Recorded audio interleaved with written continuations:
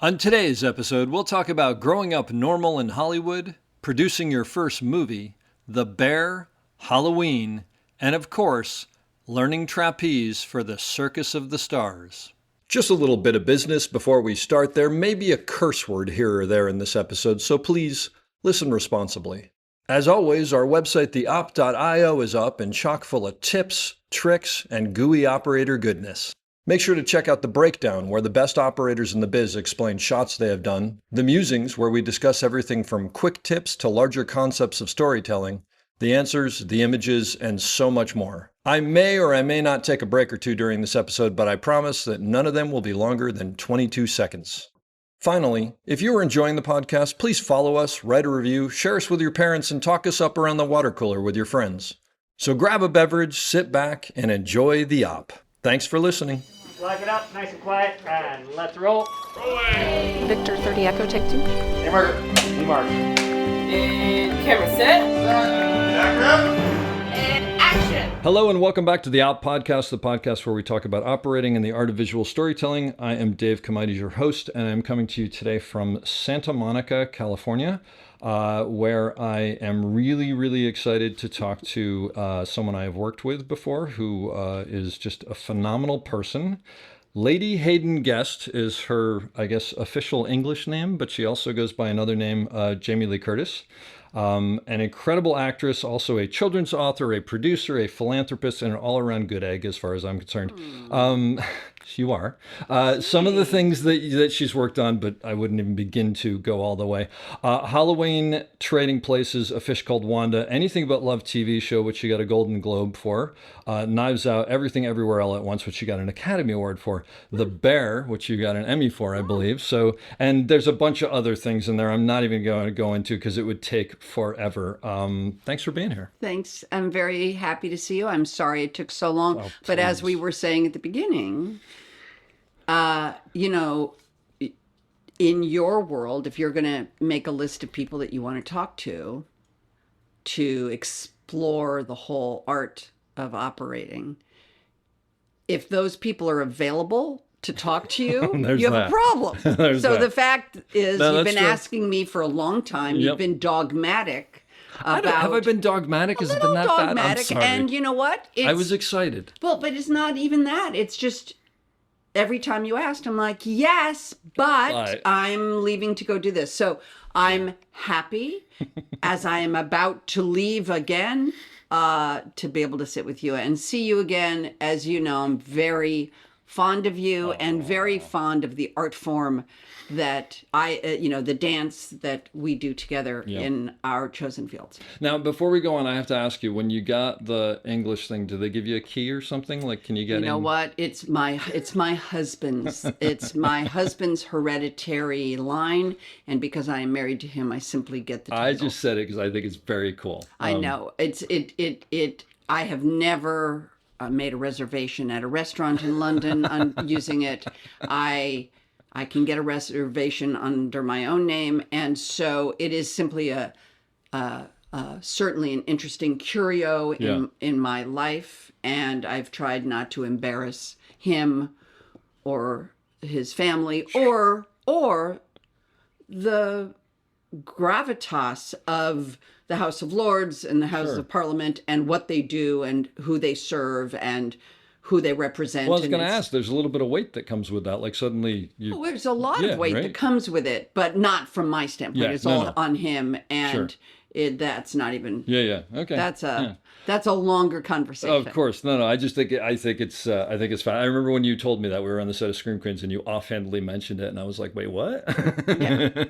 But There are a lot of what's with me. so I want to talk to you about working with operators, of course, but I want to ask you first. You kind of grew up in like the heart of Hollywood. As You know what? I grew up actually not. I grew up in the country. I grew up on a dirt road in that right? Benedict Canyon. Okay. With It was a different time then. tarantulas and rattlesnakes and big dogs Oh, that's and a cool. golf cart that I used to crash into. So you had like a real eucalyptus trees. a real- Oh, I had. That's we had awesome. there was a donkey wasn't our donkey in a stable directly across the gate from where I So lived. that's why you're such a normal person. So I actually Hollywood was not a part of my life at all, at all. Yeah. And, yes, I might visit my parents when they did something, but I have no memories of that. Oh, is that right? Really? None. I would have And thought totally the opposite. Nothing. That's And was that a conscious choice, do you think they on my made? mother's part, of Like- course. And we were kids, so there Yeah. was no... There was no cross-pollinating. We didn't go to premieres. We didn't do anything. Well, it was a different time too, right? It was a way different time. Obviously, the internet didn't exist. Yeah. And Yeah. so What a blessing. it was, I quite frankly had a beautiful childhood. That's great. And, a lot of imaginary play and building forts and, Oh, that's so lived in the country, really in the countryside compared to Yeah. what, there was zero Hollywood Wow. cross-pollination Wow. with my That's childhood. fantastic. Yeah. And so did you always, did you always Never. think you'd go in? So, Never. so how never. did that happen? It's too then? long and boring, I the gotcha. story, but I will give you just for the Cliff people notes. listening, the way Cliff's notes, like just the sea of the Cliff notes. That's good. I was a terrible student, barely could crawl out of high school, barely could spell high school. And I went to college where the only college that accepted me was the one that my mother was the most famous alum, the most famous legacy to have graduated from the college. So they accepted me with my D plus 840 combined SAT scores. Wow. You're not kidding. No. Yeah. And I was a freshman in college and really thought I was going to be a cop. I was studying criminology and maybe social work, and I thought I'd be good with people. But I also took a drama class. It's just like, Just why not? but I was never in plays in high school. Yeah. I was not in show business in high school, although I danced, but I wasn't the star of anything. I was the kind of wacky girl off on the side. No, seriously. And it's the short version of the long story is that I came home at Christmas, ran into a guy that used to be a tennis teacher who was now managing actors. He said they're looking for Nancy Drew at Universal. Do you want to go up for it? I said, sure. Went up for it, didn't get it. They said something to him, and he said, you should really try to stick around. The college I went to allowed you the month of January to do one class. Oh, yeah. And so I called the head of the drama department and said, can I stay in California and try to break into show business for the month and write a paper and get credit for drama? Smart. He said, yes. I said, great. Stayed in LA, went to acting classes and dance classes and wrote every day a journal and auditioned for a lot of things. And at the end, I auditioned for and landed a 7-year contract at Universal, gosh. which still had contract players. Well, I was Players. going to ask you, which meant exactly what? So that meant that you were paid a very small amount of money, and you were a part of a stable of actors that Okay. then they funneled into their TV shows and movies. Just whatever It's someone needed someone It to was look the like this. end of what they called the studio system, yeah. where studios had their stable of actors, and then over the years, free agency stepped in and sort of made that not irrelevant, but it made it Which is why the would way anybody free do agency that, right? is. Yeah, Like exactly. it's better. Yeah. The world is better with free agency. Yeah, but so did you have any like? Could they say you're doing this tomorrow, Yes. and but you didn't have any say? But again, it was like you're doing a part on Emergency. Yeah. You're doing a part on Columbo, Gotcha. which was my second job. My first job was a line on Quincy, Quincy, M.E. with Jack Klugman. Yes, I was a woman Quincy. in a clothing store, trying on some clothes in a dressing room, and he comes in looking for somebody in the episode, whoever the person was, and he pulls open the dressing room thing, and I'm in a bra, Okay. naturally. Of course. But I was 19 years old, and I say something like, you won't find what you're looking for in here, mister. And then he goes, oh, I'm sorry. And then he goes out, and then he does a scene with somebody, and then the button of the scene is as I'm leaving, I say, you ought to be locked up or something stupid, like I'm some old lady. Yeah. Seriously. I looked like an old lady. They had my hair weird and a lot of makeup. It was That's awful. great, though. No. So that was my first job. So they put you in those kind of TV shows. And then I ended up, it's too long of a story, but I ended up in a TV series. I did a TV movie. It turned into a TV series. I was a regular on a TV series But for again, this ABC. was all stuff that they decided this was is where you're all going next. Universal. Yeah. Wow. And then they fired me from the TV series, Uh-oh. along with 11 other actors. Kept 2, but fired 11.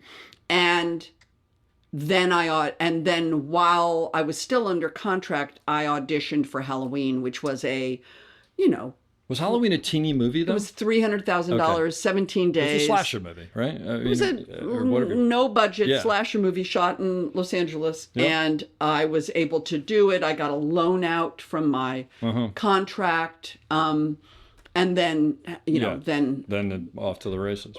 yes, I I mean, mean, in Halloween did retrospect, not yeah. land me work. What happened after Halloween is I didn't get work, and even though the movie was successful, Yeah.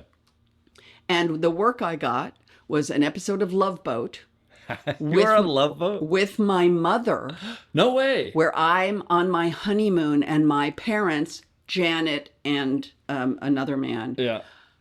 go on my honeymoon with me on the boat. That's awesome. And I also got an episode of Charlie's Angels Really? as a guest star.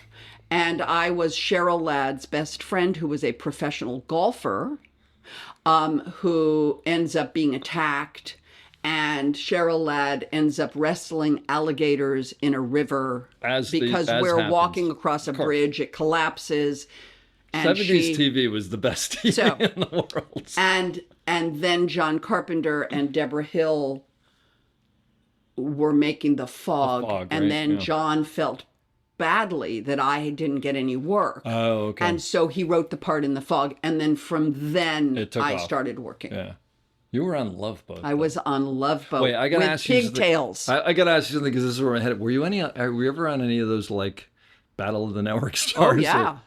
Or were they just Oh, complete... I also was on Circus of the Stars. I also did all of the game shows. $20,000 Pyramid, Match Game, as a celebrity as a contestant? and Hollywood Squares. Wow. Because that's where you could make $1,500 in a weekend. And for me, $1,500 was a lot Well, it was of a money. lot of money back then. But anyway, you yeah. did 3 shows a day, and you got paid $500 a show. So I was on Match Game, I was on $20,000 Pyramid, Hollywood Squares, and Match Game. That's awesome. And I was on Battle of the Network Stars, and I did Circus of the Stars, where I flew on the trapeze. And in Really? fact, I posted just the other day, I heard that the man Bob Yerkes, Yeah. who was the aerial specialist, who taught me. Oh, who like trained? Oh, who so they send trained you to me. train before? Well, you, he had yeah. a place deep in the valley. He had a rig in his backyard. No way. And he passed away like 3 days ago. And I made, if you go on Instagram, I made a tribute to him I with follow you, but I pictures, must- I'll check- pictures I of missed it. me No way. doing it, and then the pictures of me from the Circus of the show, Stars yeah. landing my trick. Did you do it well? Well, I fell the first Into a pass. net. Wait, Well, you're it's a probably net, tied, but and you're tied on. No, you're not You're not tied on. You don't have those things on the side? Really? No. Things have changed there too. They wouldn't let No, me do that. no. Was that freaky? It was intense. I mean, man. 'cause, It's like, so you're intense. saying You it- know what people don't know? The thing that's really intense Yeah. is when you're inside, it's less disconcerting. But when I was training, it was in his backyard in Encino. And you are standing 40 feet on a platform 4 stories. Yeah. looking over all of the Oh. house roofs, and you realize how high you are. When you're inside, Oh, when you're in the circus, in a whatever it is. circus Yeah, yeah. tent, Oh, it's all dark and yeah. you have no concept that's- of the height. Oh no, but there you're going. Why am I above the But roof? I was standing up there the first time, that's and then crazy. the other thing that was crazy is how heavy the bar is. Because if you think about it, Oh, it's got to take a it's lot of. basically G's and, a pendulum. Yeah, it needs some weight. And it is like, it was shockingly heavy. Yeah, I never thought because if it didn't have any weight, it wouldn't fly back and forth. Right, and you Yeah. have to be able to send it and have it come back with the same speed and regularity, which is what a pendulum does. That's amazing. So it was heavy because I remember standing there, and the first time somebody swung it up to me, it almost pulled me off the platform. Wow. So yes, I've done it all. I've That's done incredible. commercials for 40 years. I've done no, not 40, but I've done commercials for 30 years. Uh-huh. First I did Hertz commercials with O.J. Simpson and Arnold Palmer, Those ones back then, wow. where I was the female business executive running through the airport, jumping over suitcases, and way. Arnold Palmer was elbowing O.J. in the side 90% saying, of people listening have no idea what we're talking about, but okay, I remember O.J. running Simpson through the is the airport and murdering jumping over. prick who murdered in cold blood his ex-wife and her lover, or boyfriend, or friend. I don't even know if they were lovers. Prior to that, he did these commercials where he jumped over stuff in the And airport. prior to that, Yeah. he was a football legend, and all right. That's the point.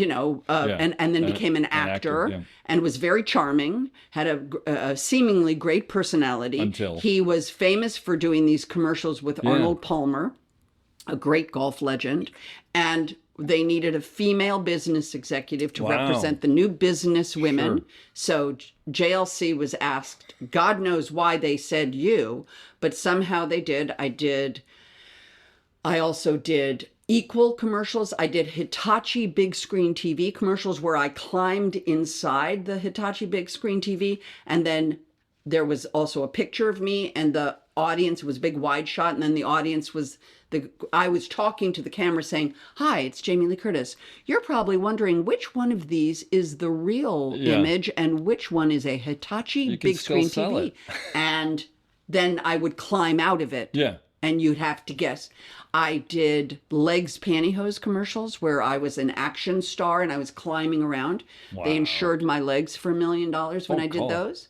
I did telephone commercials for a company called VoiceStream Wireless, which became T-Mobile. Oh, wow. So I launched T-Mobile in the United yeah. States for 5 years. I never Then noticed this. I It's did 7 years of commercials for Activia yogurt, which was a yogurt That I've that seen. helped you poop. Yeah. And so while doing my day job of being a movie actor and a TV actor, I also did a side hustle as a spokesperson for a lot of companies, very successfully. Yeah. That's amazing. I had no idea. I had no idea. And do you prefer movies and TV to that, or? Yes. I mean, look, I'm kidding. I if you see the commercials, I do it well. Yeah. The products and the companies were all perfectly good. Yep. I could find a way to make it funny, or try to. It utilized my personality, which is a somewhat perky personality, and they used it well, paid me well, and it was a good partnership. That's fantastic. I never had any idea that this was part of your Big time. your background Big there. time part of, while still making movies, making TV shows. Yes. Yeah. That's amazing. And writing books for children. So I've written 14 books for You've children. written 14? I didn't realize. And there was that many. I've been doing that since my daughter was 4, and she's 38. So I've been doing that for a while also. Did you start writing them like for your kids? No, just one day she said something funny and I wrote it down and it turned into a book. That's Seriously. fantastic. So And I've read some of them. They're legit good books. It's maybe my best thing. It's But my fantastic. point is, I'm a creator. Yeah. I am Which is not what I a love about you. creator.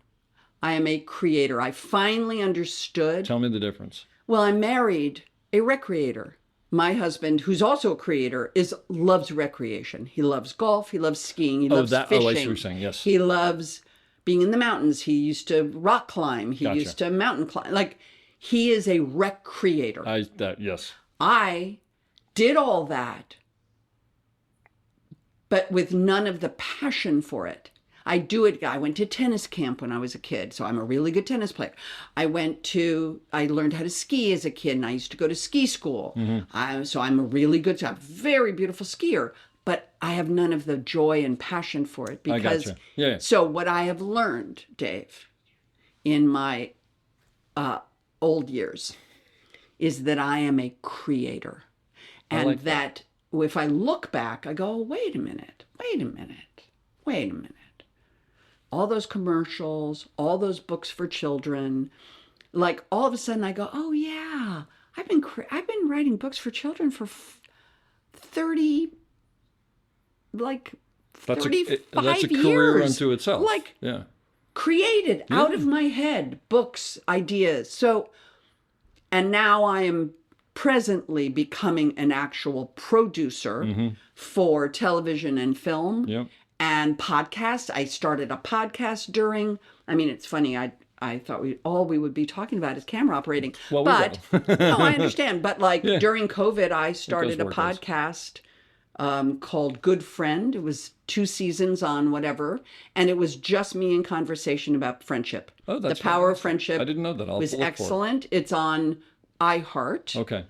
It's called Good Friend, and it was excellent. And I did them all before I left Budapest. So I did like 40 Oh my interviews like in 2 weeks. It was insane. Oh boy. But then I also did a scripted podcast where we recorded actors and during COVID called Letters from Camp, which was on Audible, very successful. That I think I heard 1 or 2 from, and I thought it was really fascinating. And it's funny. Yeah.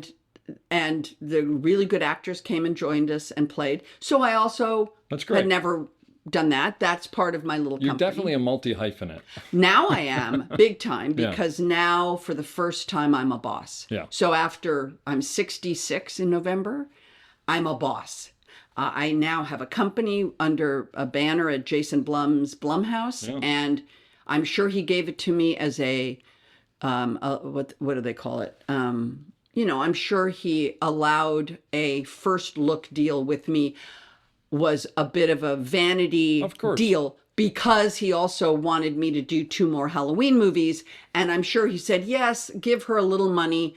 And yes, Jamie, you can bring us any projects that you think would be good. Yeah. And I'm sure he This never, is the price of I'm admission sure it was a and- little yeah. bit of an added bonus to get me to agree Sure. to do 2 more Halloween movies for him. And almost immediately, I brought him Scarpetta. So Scarpetta is a TV series that Nicole Kidman is going to star in, and I'm going to play her sister. It is a 2-season pickup for Amazon. We are shooting in Nashville. That is a giant show.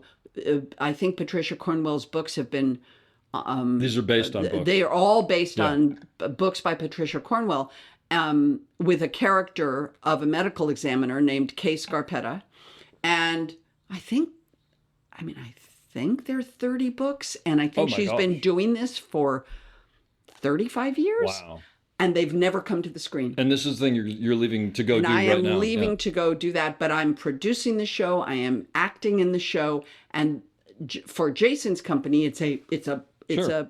It's And significant. then I also produced a movie for Jason's company and Apple called Paradise, which is the story of the Paradise Fire of 2018. That looks amazing. And the true story of a bus driver named Kevin McKay and a school teacher named Mary Ludwig, who basically came together, evacuated 23 kids who were stranded and couldn't get to their families. And then for the rest of 8 hours, no one knew where these people were, Oh my God. what had happened to them, because all comms were Yeah, shut down. sure. And Paul Greengrass is directing the movie. It was written by Brad Inglesby, and Matthew McConaughey is Kevin. Oh, this sounds and amazing. America Ferrara is Mary, Wow. and that is in post-production, which will be released next year for Apple. And that's a movie that I brought to Jason, and then And how does it feel to be able to see that and go, I started. had a part. Not only had a part of it, but this probably wouldn't exist if I didn't start it going, right? so I've been in show business a long time. Yeah. And our value, we were talking about rates, like Yeah. our value within our industries are based on quotes and rates. And really what it is what was the most money someone paid you? And then you say, well, I got paid $5. So if you want me to operate for you, you have to pay me $5. But really what you should do is pay me $6 because everybody deserves a cost of living raise. And that's how our rates, our numbers, our values get established. And then you hear these crazy numbers that studios have paid predominantly men, actors, only lately a few women, but really it's a very male-dominated. It hasn't caught up. Right, it has not caught up. Be. But none of it makes sense. It's all monopoly money. Because the question is, what is the value? What is their value? How can you attach the value that you're paying them to the value of the box office? I was in a movie this year that was a complete non-success. And there were lots of very talented people in it. And I know they all got paid very well. Yeah. It didn't add up. People didn't go see the movie. It's a guess at the end of the day. It's a guess at the end of the day. An educated guess, hopefully, but a But guess. my point is, when you are your art, when you are your commodity, and there is a number ascribed to you, assigned to you, that your value in this project is blank. Yeah. And then the movie doesn't do well, you feel shitty, and you wonder, what is my value?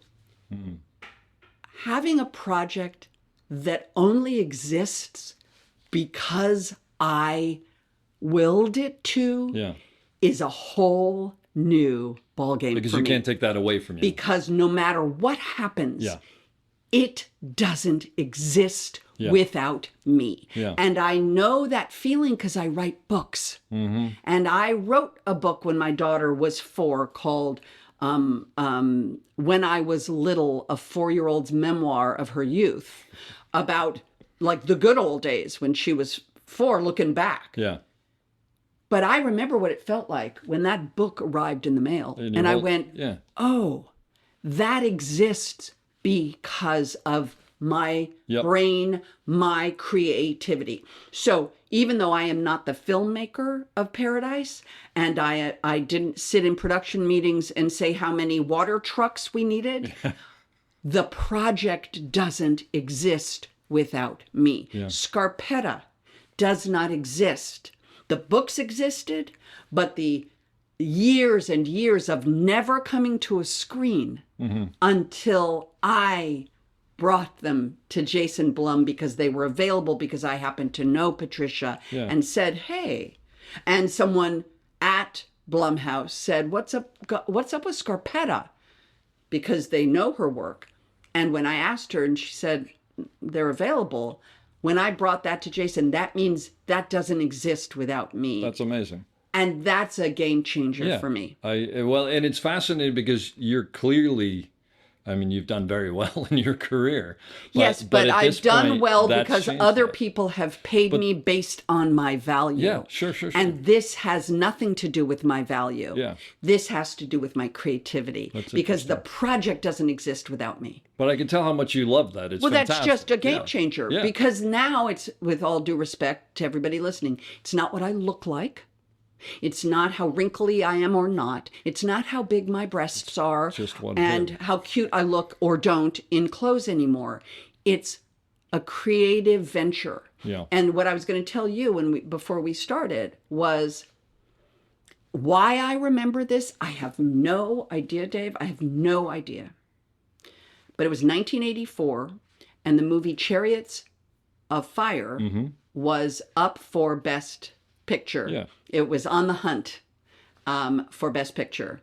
And David Putnam, who ended up becoming a movie executive, was being interviewed. Why I remember this? Why was I listening to NPR when I was 23 and a party girl in West Hollywood? Why I remember this conversation? I've looked for it. I've never found it. I'm sure if I really hired a researcher, I could probably find it in an archive. Yeah. David Putnam, when asked by this interviewer, what is the job of a producer? His response was,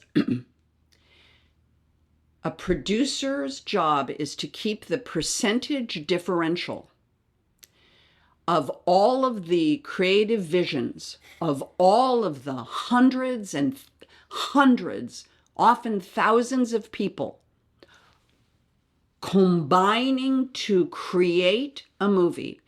The producer's job is to keep the percentage differential from the original concept down to 10%. Meaning that you can, in a what are those things called? Protractor, like when we were in geometry. If you turn it to 10%, that's it. That's it. Everything outside of there doesn't work. You have to keep the director's vision into that 10%, then the production designer's vision, the actor's visions, That's the fascinating. editor's vision, the score, the composer's vision, the marketing people's vision. That's your job. Every time, because everybody's going to come in, everybody going, well, I have an idea. What if it's that? And you're like, no, You got to tamp come it back, down and go, no, 10%. bring it back to what we were doing. So to that point, one of my best girlfriends is a woman named Deborah Oppenheimer. Now, Dave and friends, my new friends, prior to March of 2023, the only person I knew in my life who I knew who had an Oscar was Deborah Oppenheimer. She was a television producer. She worked with Bruce Helford. She did a bunch of TV shows. But she also produced and co-directed a documentary about her mother, who was one of the Kindertransport. Kindertransport were the 10,000 Jewish children allowed to leave Nazi Germany For England. but for England unaccompanied on trains with their names on little So cards. she produced the movie that we all know about. It was called Into the Arms of Strangers, Into the Arms of Strangers, Stories of An the amazing Kindertransport. movie. Yeah. And her mother was one of the Kinder. Wow. And my friend, Debbie Oppenheimer, won an Oscar along with Mark, her partner. And Sure. and she has an Oscar in her house where I go visit her. She was the only person. Now, Dave, I'm I sick. find that hard to Okay. believe. And I know Kevin Kline, who won an Oscar because he won an Oscar for a movie I was in. But I don't know Kevin. I haven't seen Kevin in 30 years or 25 years. Kevin lives in New York. I know him, but I don't know him. I see. We aren't Yeah, yeah, friends. yeah. We're not. He's not in your life. We on any level. Yeah. If I saw him, I would greet him warmly. And I actually think he'd probably be mad at me because I probably ruined takes of his that were hilarious because I laughed. And I'm sure he's quite cross at me still. Okay. But my point is, the only person, I'm 64. Well, but you're also pretty entrenched in the business. I mean, The only person I know with an Oscar was Debbie Oppenheimer. So the reason I brought her up is Debbie Oppenheimer and I speak a language. And every time we're on a business thing or something's going on and she'll say, this happened good, or I am writing about Scarpetta, like I think it's going to happen thing. It's been a 4-year process to get Scarpetta to a screen. Every win, like when we made the deal with Nicole Kidman, I said, we closed with Nicole. She wrote back and said 10%. When something good happens to her, I say 10%. because you've told her that, or she remembers it as well? No, because you she shared and it with I, her. Yeah. because she's a producer. Yeah. Oh, that's And fantastic. she and I speak the language of 10%. That's fantastic. And so that's really my job as a Yep. producer if you're really running something. Yeah. Now, as an executive producer, it's slightly different because you're 2 steps back. Yeah. I'm the originator of the project, but I was not the 10%er. And then you hand it over. There's to a man named 10%, Greg yeah. Goodman, who is Paul Greengrass's producer, who was the 10%er. Sure. To make sure that Paul's vision for this movie kept within that frame. Yeah. So that everybody That's didn't take fascinating. it. So anyway, That's great. Do me a favor, on a side note, thank her for me. because that was an amazing movie. Yes, it was beautiful. And my father was not part of the Kindertransport. My father is a survivor of the Shoah, and he was hidden in a monastery in the Ukraine. And he actually ended up going to England with a woman who adopted him. So there's some similarities there. But I remember when I saw that, I didn't know anything about it. Well, right. And it put it in Yeah. the zeitgeist. So And please it thank her. became, just so you know, it also became, there was a accompanying book that was written. Yeah, oh, absolutely. It is now taught in German schools. Anybody listening to this who hasn't seen that should It is see called it. It's Into the Arms of Strangers, incredible movie. Stories of the Kindertransport. the beautiful thing is it's an incredible story. And it's directed by Mark Harris and Deborah Oppenheimer, my How do you dear remember friend. all these things? Well, it's because but it's an incredible story. But the beautiful part of it is it's an incredible movie made about an Yep. incredible story. So which is rare. So thank her for that. I do want to ask you about operators at some point. This is all fascinating. I didn't know most of this stuff. Yeah. Actually, I have one question about. See, your mother, as most people know, was in Psycho. Yes. Do you remember how old you are when you saw that? Like, oh, when I saw it? Yeah. You have to also remember, there were no VHS. I know, that's why I'm asking. I'm saying I think I Like, lied. were you an adult, Right. basically? I don't even know. You know what? I'm sure I lied at some point Yeah. and said I'd seen it. I'm sure it came on television somewhere or something. I saw it. I've seen it maybe in the last 5 years. I watched it frame to frame. The only reason I ask is that bizarre to You know what? It is and it isn't. It Okay. didn't. It didn't affect me. I was very young. There was 1961. I was born in 58. So well, I that's was why I 2. figured later on. And then later on, at that point, Gotcha. the movie was bigger even than. That's so, like, true. I had already heard about the movie. By course. then, they had broken it down frame by frame, Hitchcock and all of the lore and all of it. So, True. Yeah. Okay. I appreciate the work. I appreciate her work in Manchurian Candidate, which is a fantastic movie. Obviously, I really appreciate Tony's work in many movies, but Unbelievable. particularly Sweet Smell of Success. I mean, it's just a Yeah. dark world, and that character Sidney Falco is a indelible Yeah. film character, and he was fantastic. But the truth of the matter is, Dave, I look forward, not back. Okay. And when you're a young actor, I at one point many years ago, I collected every movie they made. I decided to dedicate like a year to finding all of their lost work. Oh, how cool. And I'm donating all of it to Vidiots. Because Vidiots is the film, like, I don't Yeah. need these in my... No, let someone enjoy them. And they exist because I found them and then found things. Yeah. So blah, blah, blah. That's so, great, though. but I haven't watched Gotcha. all of That's their why I asked, work. because I don't have any frame of reference to that. And it would mean I'd have to sort of stop. I was raising kids. Yeah. I'm married. I'm working all the time. Chris is working all the time. Schools, kids, dogs, life. It would mean sort of stopping and going, let's watch Jet Pilot with John Wayne and Janet Leigh. Oh, okay. Weird. Yeah, So- I get it. No, that's perfectly valid. Absolutely. So Absolutely. I have, for instance, TCM did a Janet Leigh Day Oh, cool. a few years ago. Yeah. And they asked me to Do an intro or something. do the intro. Yeah. And I watched her first movie, which was a movie called The Romance of Rosie Ridge, 1946. How old was she? She was 19. She was plucked from obscurity in Merced, California, when, well, here, just for all you film buffies. My mother, Janet Leigh, was discovered by Norma Shearer. Norma Shearer was a silent film star, also a talkie film star. Yeah. But she was a massive film star who was married to a skier named Marty Eroget. And Marty Eroget and Norma Shearer were staying at a motel in Big Bear where my grandfather was the desk manager and God. happened to have a photograph that he took of Janet, Jeanette, his daughter, on his desk. And Norma Shearer said, "Wow, she's quite beautiful. Who is that?" He said, "That is my daughter, Jeanette." She said, "May I have the picture?" And she brought the picture to Hollywood. She gave the picture to Lou Wasserman. Lou Wasserman This is beckoned unbelievable. her from Merced, California, Stockton, California, and she was screen tested alongside Van Johnson Wow.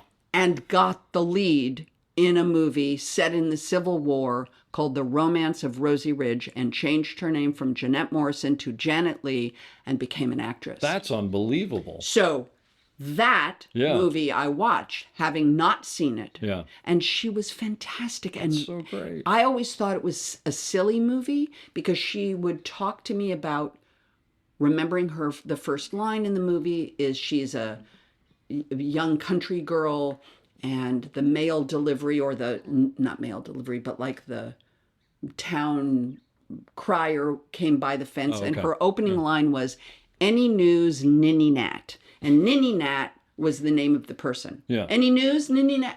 I can't even say it. Yeah.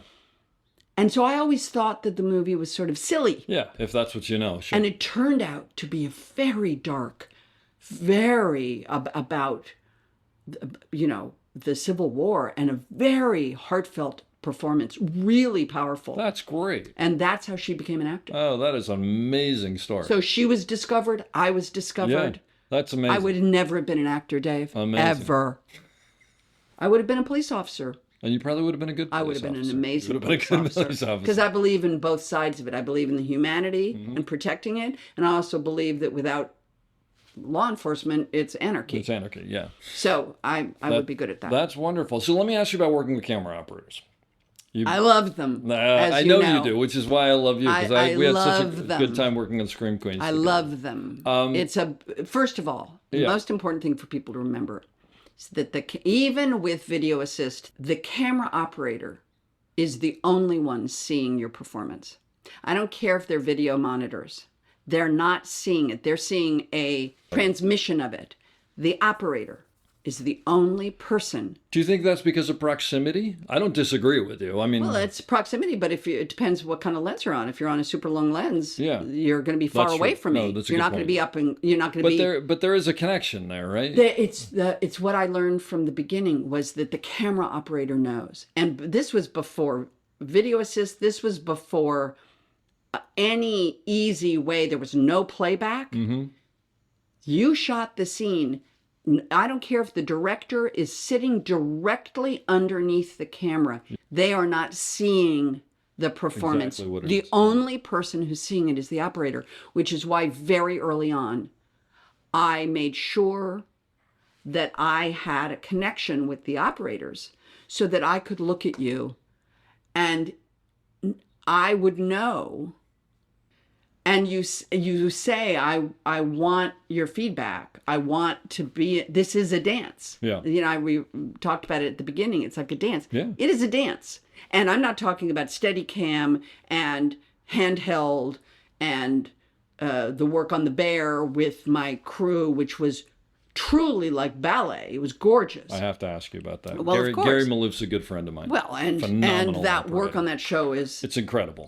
they are another character. Yeah. Those cameras are a character in the show. No question. And often the camera can be a character in a show, and often a camera is supposed to be way outside, and that really depends on the type of work. Here's what I will tell you: the first movie I made was Halloween, and Was there video assist on that? no, Okay, I don't remember video I remember when it assist. It was came shot in. in 17 days. Are you kidding? Oh, from that point No, of view. Yeah, no, okay. no.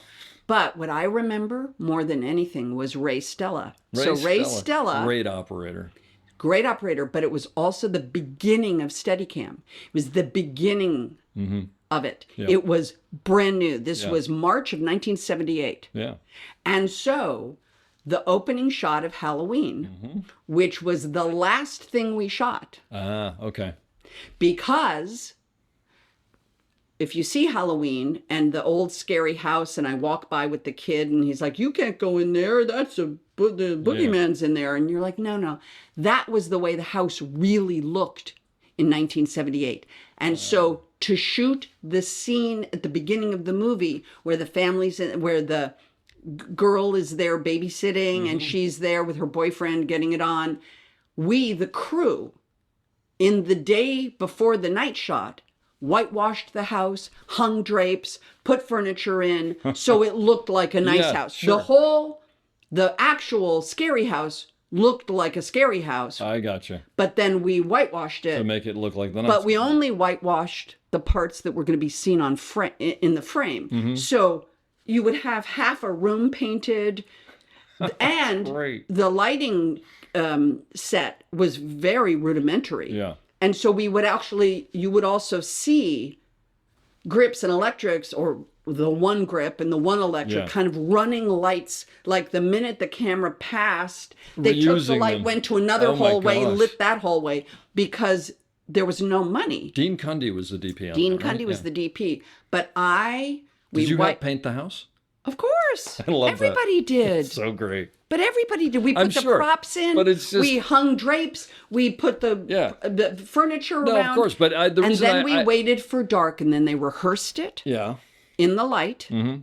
And there were guys standing in the corner with a light. And then as soon as a ray passed him, it. he went and lit the And other reuse room. it. And then Great. we rehearsed it. Yeah.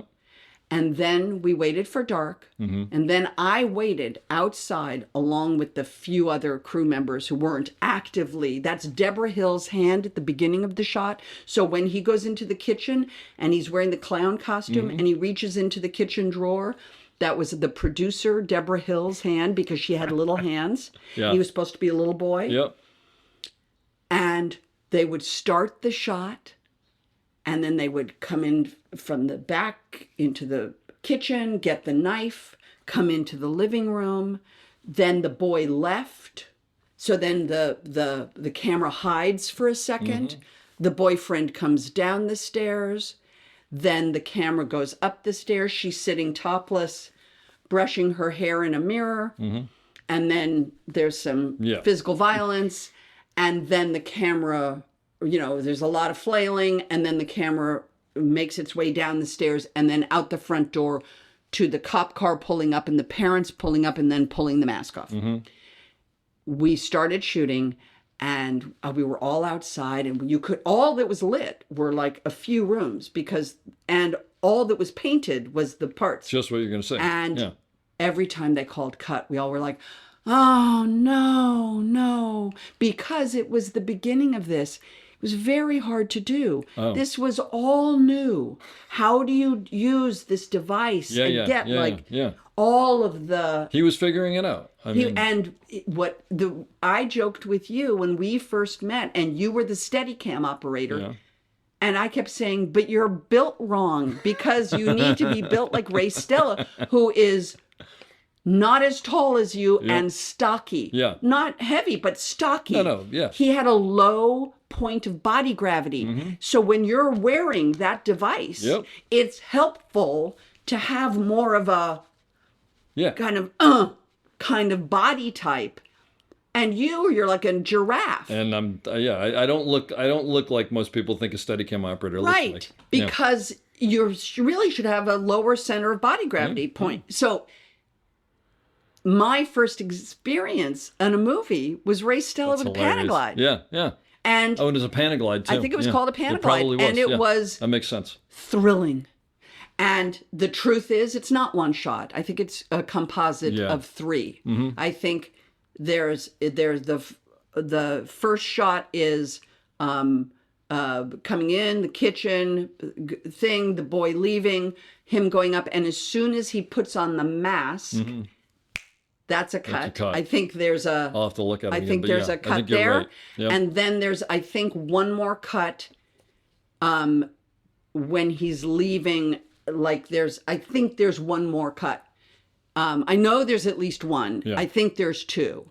But it was also revolutionary. Now, if you see the opening of Touch of Evil, which my mother is in, without that technology, it is all one cut. It's all one take. Shot. Yeah. And it's breathtaking. It's unbelievable. Then if you watch The Bear and you watch that episode of television, that was the one shot. Sure. So oneers, Yep.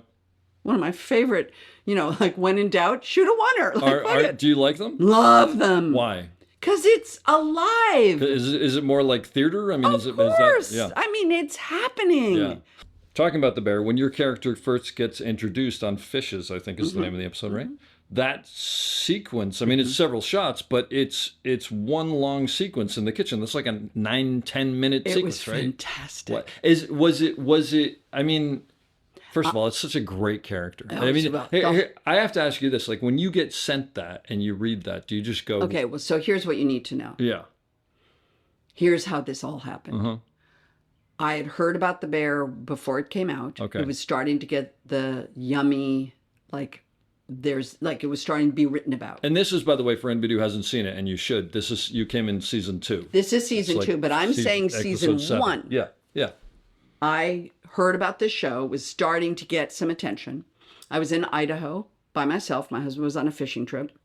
And I remember hearing about this show, and it landed. And I remember watching the day it landed, So good. the first episode. You don't know what the fuck is going on. Yep.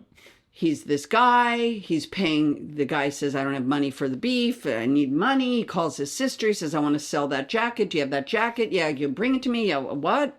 You don't know about the brother. You don't know anything. And then the sister shows up. Sugar shows up in the back. He's in the restaurant. He opens the back door. It's 2 overs. It's 2 overs and then 2 closes. It's like, it's all handheld. Yep. And this girl and boy meet. They're related, we think. They hug. It's awkward. She brings the coat. He says thanks. It's strained. She says, have you called Mom yet? And he says no. And she said, you probably should. And then you go, right, so they're related. Oh, okay, bye, thanks, anyway. And then they leave. And they hold on her. I remember Abby Elliott. They hold, it's handheld. He shuts the door and you're on her face for about 5, maybe 10 seconds. It's really a beautiful, because you're really going like, what's happening? When I saw that scene by myself, I said, oh, I'm going to play her. The mother. Swear. Really. Swear. Phenomenal. What happened was I then watched the whole season. Yeah. Almost in a day. It's incredible filming. incredible. But it's funny the way that you just described that, because what I love about that show is they make you work for it. Well, that's don't absolutely give it right. to They you. don't give it to you. They don't give it to you. But I watched the whole show and the mother's never in it. You hear about her, Yeah. but she's never in it. So I'm sure I called my agents. I'm sure I said, oh my God, this show is incredible. Yeah. Please let these people know. Whatever. I then went off, did other things, you know what I mean? Yeah. And Life goes then never thought about it again. And then when Everything Everywhere All at Once was on its ascendancy to its big final, Yep. this little tiny 38-day, $12 million movie made in Simi Valley, California, in an abandoned office building, you know, It's a little engine that could. a total little engine that could and did. Yeah, and did. And Yeah. I became a big amplifier and got Oh, yeah. very bold and brazen and was like, couldn't be more proud of these people. When that was landing, this was now January, February of 2022. January, February 23, almost a calendar year from when the movie came out, Yeah, which was March of 22. Yep. We made it in January of 20. Oh, I didn't realize that. Okay. We shut down March 13th, the day COVID started. Wow. So our last day was the day that was everybody... Friday, the Friday before the Monday. Yeah. When the world shut down, Yep. I think it was It March was in the 13th. can for the... We finished Friday. They Yeah. had 1 day left.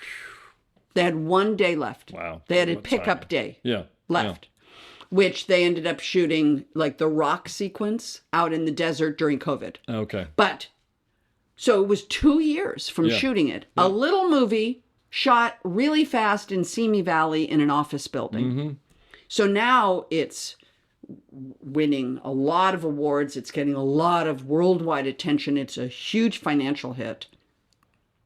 And so I'm sure somewhere in there, I know they didn't write it for me.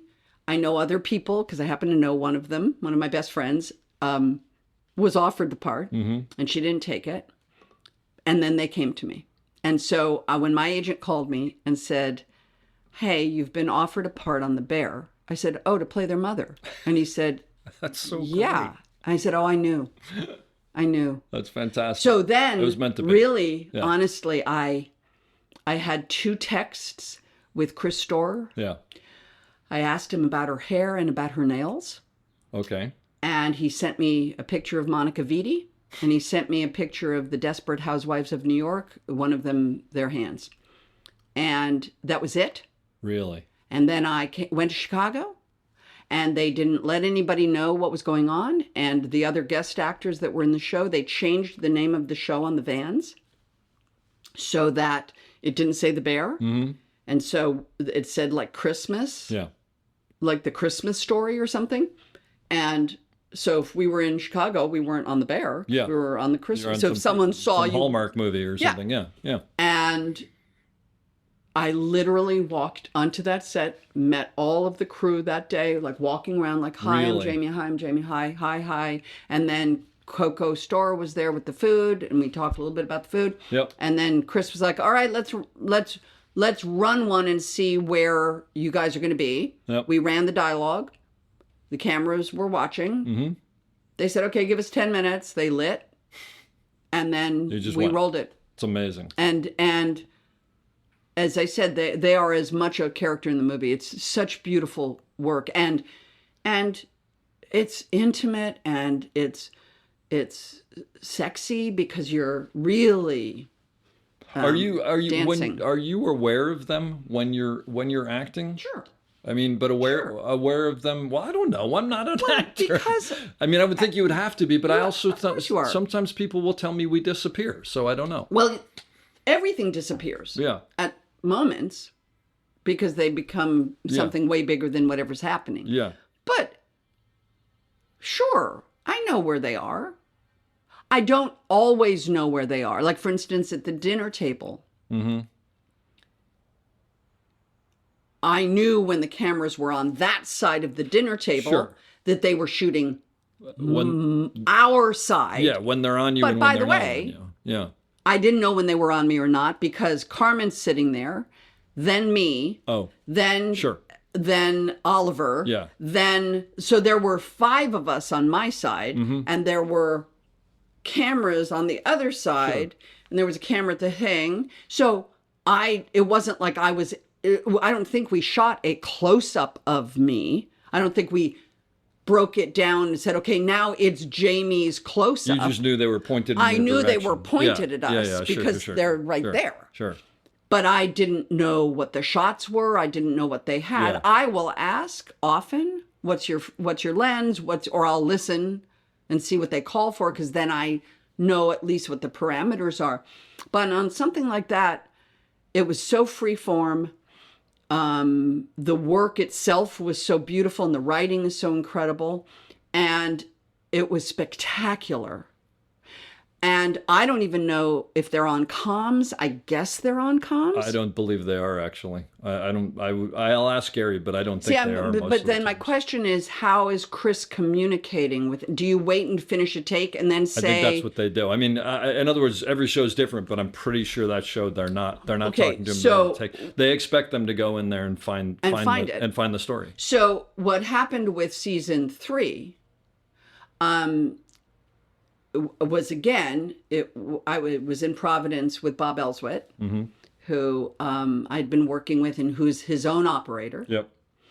Maybe not always, but he's definitely his. At least on that movie. On that Yeah, movie, yeah, he yeah, was his yeah. own operator, and great crew, great people, and I went to Chicago.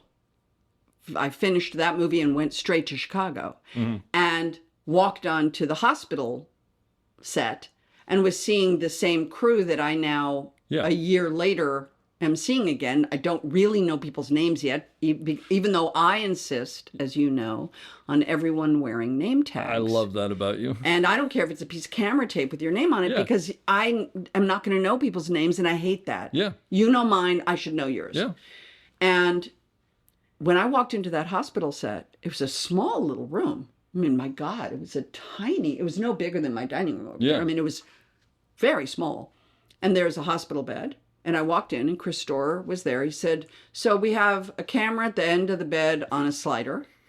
We have a camera over her to you, sitting in the chair, and we have a camera over you to her. We'll just run it. Let's go, no rehearsal. And I said, the whole 27 pages? And he said, yeah, the whole episode. And I said, oh, baller. Yeah. Okay. Let's go for Fuck it. it. Let's go. Yeah, Let yeah. it rip. Yeah. Let's let it rip. And we let it rip. And I said, but wait, I get up and go to get ice, and then I come back. He goes, yeah, you can get up and go get ice. And I was like, Okay. baller. Way to go, Chris. And I'm telling you, Dave, we did one take. I know both Abby and I went off on a weird little, I remember there was a moment where I remember we were looking at each other and we were like, did we go off are we off road right now? You mean within the scene, you're Within sort of the like, you can scene- realize both of you are trying Well, to it go, was where are we? 27 No, I can't pages, even, I can't and- imagine a page, let alone 27 And pages. it was that thing of like, yeah, oh yeah, no, we are, oh no, I see And the then path. meander back. And then it's like, oh yeah, there's the path. That's And then we so kept cool. going. And I remember we did one full take all the way through. Yeah. Pete arriving, Donna leaving, and Pete and Sugar alone in the room. This was before cutting outside. This is in the room. Yeah. And then they cut, and we were all just like, whoa, fuck, wow. And then obviously Storer talked to the team Yeah. and said, Let's adjust this. let's adjust this. that. This Yeah. time stay, Yep. go tighter. Mm-hmm. You know, you were wider, go tighter. And don't move as much. Like, because when I don't, obviously, I couldn't tell you what was take one or take two. Yeah. But he made small adjustments. We did it again, and Abby wrapped at like 10:15. And I think our call in that room was 8:30. That show in general doesn't go to lunch. But I'm saying, because they wrap but before here's that. But how in general, crazy yeah. this is. It's amazing. That was an entire basic episode Yeah. in that room. Mm-hmm. And I think the call time on set was 8:30. So our call was 7:30 Yeah. in the trailer, right? The crew call, they were lighting and doing whatever they did in the room. And then we showed up at 8:30, and I think Abby was, when they said that's a wrap for Abby from this episode, and it was 10:15, we had done 27 pages twice. It's incredible. And then I did the little scene with Pete out in the Yeah. hallway. And then we had to wait until dark because they had to shoot the scene. We still had to shoot the scene where the facts show up in the waiting room. Okay. So they broke for lunch. We all shot the shit for Couple hours, whatever. easy Yeah. 3 hours sitting around the Just waiting waiting for room it of to the get hospital dark. for it to get dark. They couldn't tint it. Yeah. They couldn't turn it into dark. And so we had to wait for darkness. So we all sat around. That's fantastic. Then we shot that scene in No time. 15 Yeah. minutes, Yep. 2 takes, whatever, maybe a little camera adjustment, out. I want to ask you one thing specifically because I have to know this. The first scene that you get introduced in, the butter on the hands, buttering the Coco. bread with your hands. Coco Storer. So Coco Storer is the food director. Yeah, and that's his sister. And that is Chris's sister. She's like a Michelin chef. She's a right? major chef. Yeah, And yeah. she's a wonderful woman. Yeah. And we were going in the kitchen, and clearly Donna is not a trained chef, but she makes But beautiful yeah, food. absolutely. And so we were talking about how can we articulate that, like the breaking It's of so the great. things is not done correctly. The breaking of the crab legs or the Oh, okay, lobster gotcha. Yeah, claws. yeah, like yeah. everything had to be. it's close but not quite. It's not the Yeah. way a chef would do Yeah, it. yeah, of course. And Yeah. she said, and you can do this, and you can use your hand and thing. And she said, like if you want to, you can just, butter bread with your hand, like whatever you want to do. You can take the butter and rub it all over I the love fish. because the buttering of the bread is there's just something that says so much about that Well, woman. and the timers and Oh, the yeah. No, wine, and absolutely. I mean it's extraordinary. It's amazing. But I've had some beautiful, I mean, camera operators, man. It's really intimate work. Do you find, well, theirs a little different because you do, like you said, you do 2 takes and you're done. Right, But and do it's you- handheld. But do you find that when you're working with an operator and you're doing, 10, 15 takes or something like a normal movie where they do a lot of takes, Right. do you find that you're watching what they're doing and you're adjusting off of them? You're changing your performance because of them? No, no, no. I really feel like they are the ones who understand what I'm doing. Can you tell pretty quickly on a show whether If you're with an someone can. operator? Because some can't, right? Some just like an actor, some hit it, some don't, right? Yeah.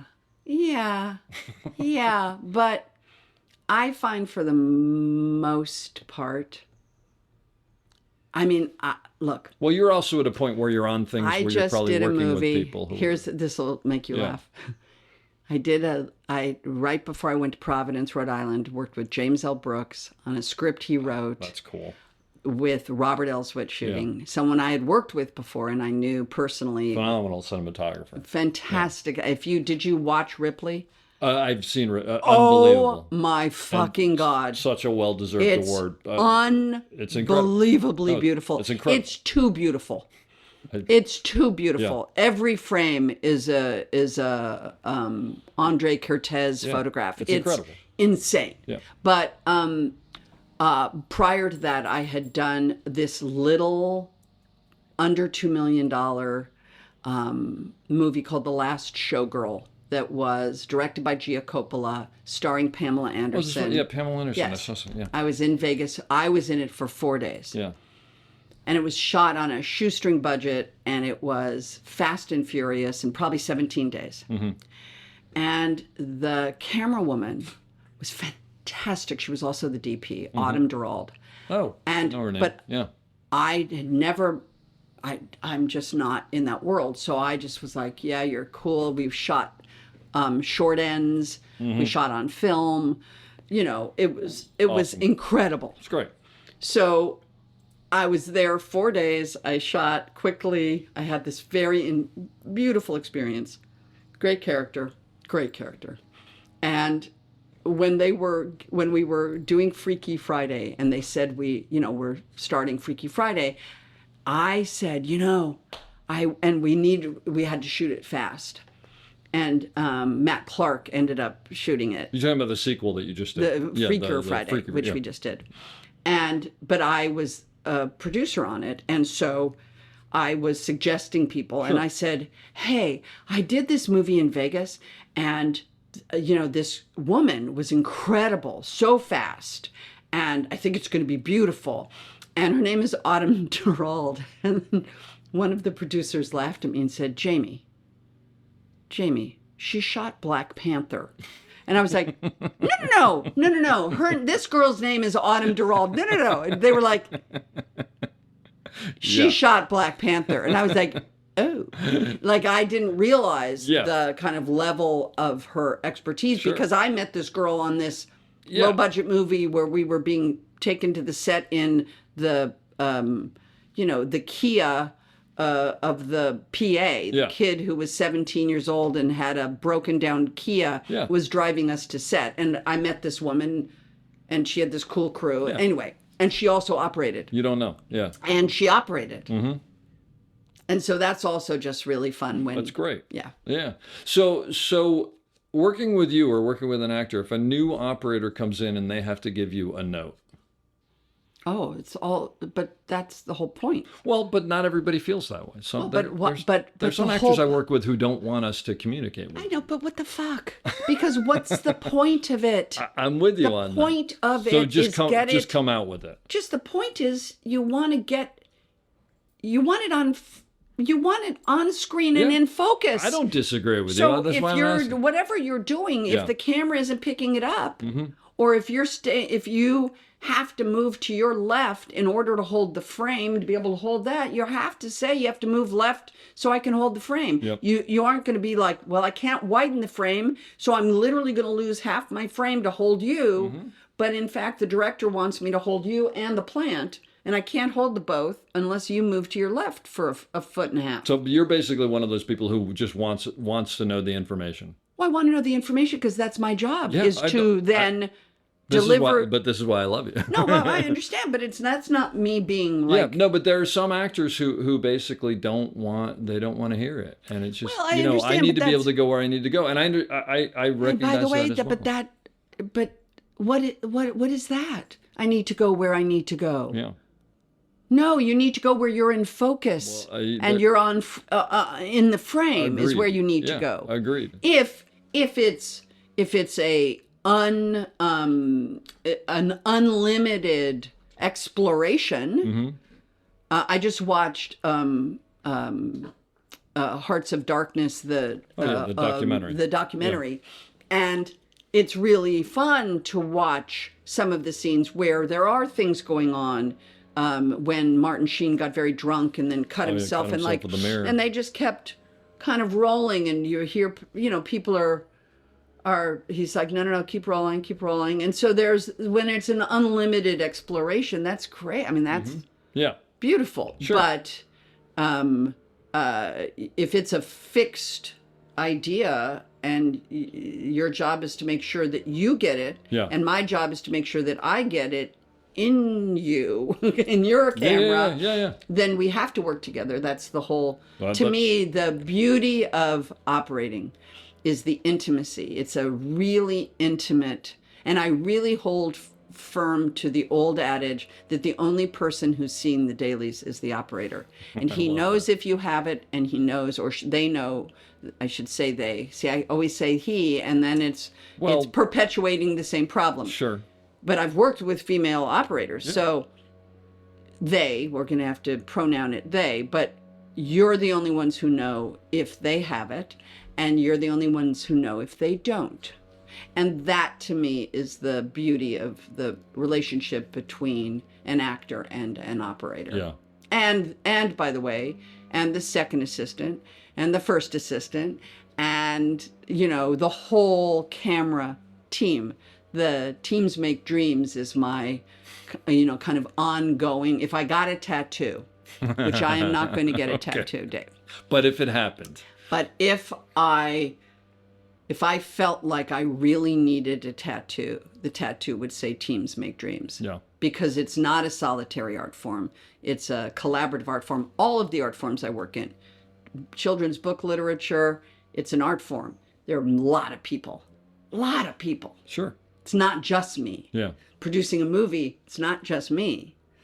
But I love, as you know, I just love it. Well, but that was one of the things that impressed me about working with you was look, I mean, you're obviously a name, you've been around for a while, you've done a ton of things, but you also came in and it was just like, no, I'm doing my part and that's important, but your part is important too, and your part is important too. And you realize, you definitely had, there's a feeling on set that you instill that all of us is important, and it takes everybody, which is But phenomenal, you but it's not always can't that way. Do it. I can't do what I do without you. Agreed. Yeah. And I can't do what I do without somebody making it sharp. Yeah. And I can't do what I do without somebody putting the clothes on me. And I can't do what I do unless somebody puts the wig on me. And I can't do what I do unless somebody writes it. But you recognize that not everybody feels I that know, way. but Yeah. come on. So no, but that's why I asked. I That's know, why but asked. come on. Let me ask you something else.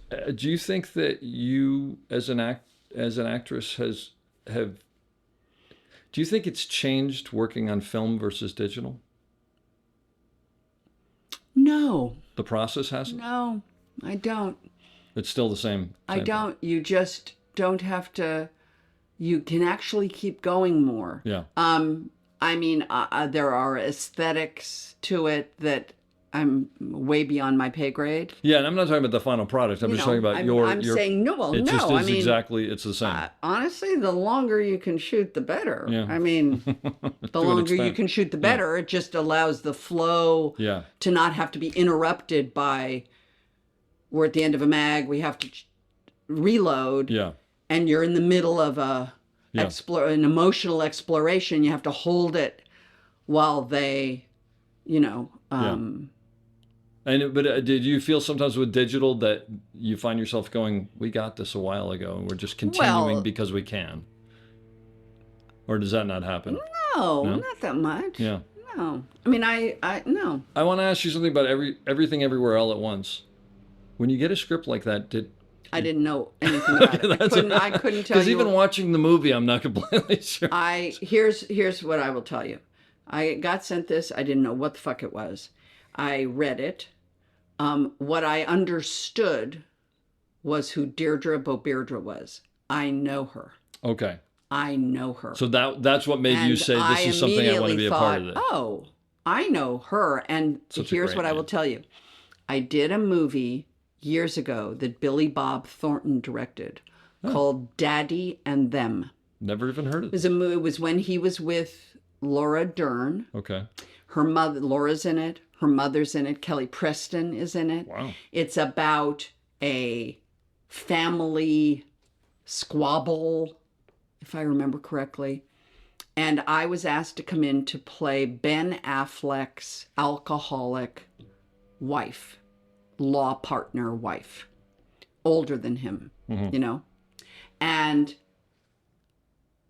when I spoke to Billy Bob, I said, but I can go out there a bit, right? And he said, oh yeah. And I wore white, like pull-up pants with stirrups and like a sailor blouse. And I bouffanted my hair and I did a lot. I let my tummy go and like put on underwear that was way too small and then let my tummy go a little bit. And I remember what it felt like, the freedom of being like, oh, I don't have to be a pretty girl anymore. I don't have to look cute in a bathing suit. Yeah. I can be an actor. And I loved it. And I have the Polaroid from Daddy and Them. And when I met the Daniels, I read it.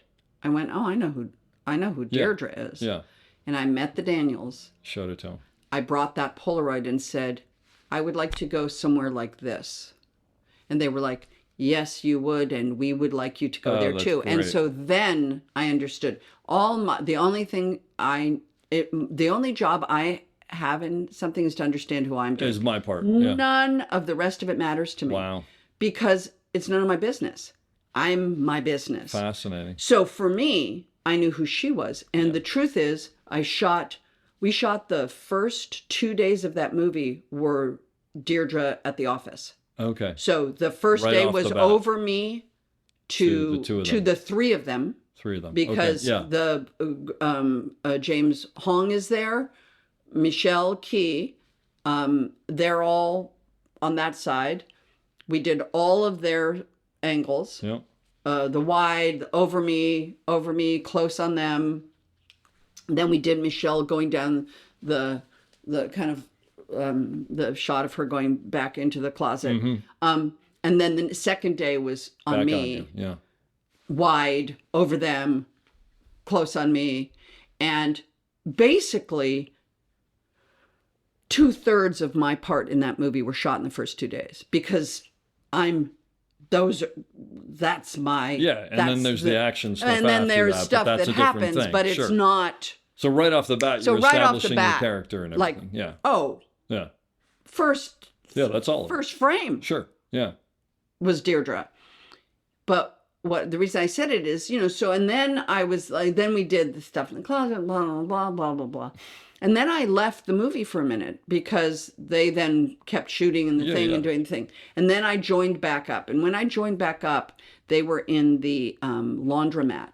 Mm-hmm. And I remember I have a scene outside the laundromat, sitting outside. But prior to that scene was the scene of the Key and Michelle in the laundromat having their reunion, if you will. And I remember I was there watching. And I remember watching it and thinking, oh,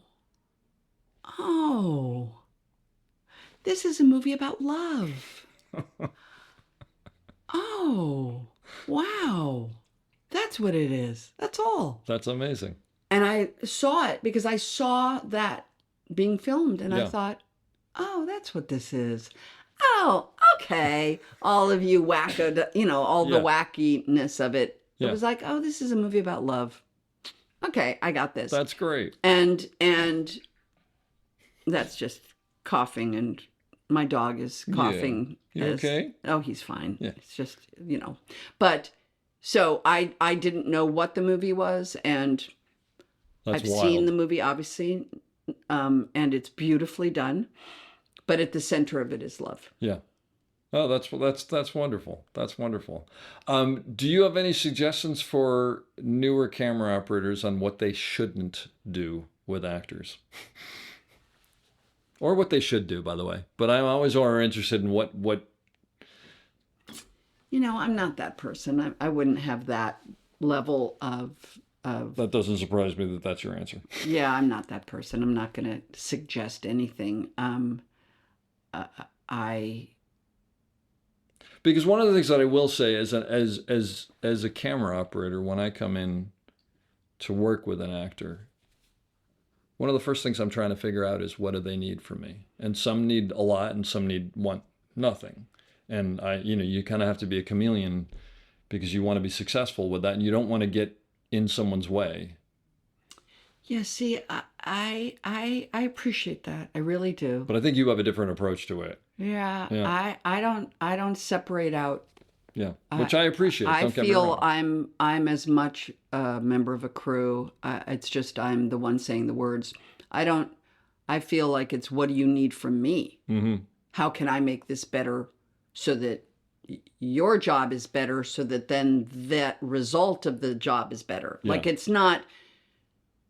It's always been Yeah. my experience. Yeah, well, And- and that comes through working with you, and it's appreciated, just so you know. And by the way, this has nothing to do with anything except we were shooting Freakier Friday and we were at the ocean. And the ocean is a beast because, first of all, you're just walking in sand is hard. Oh yeah, Operating in sand is hard. it's horrible. It's difficult for the sound department. It's difficult for hair and makeup. It's difficult for wardrobe.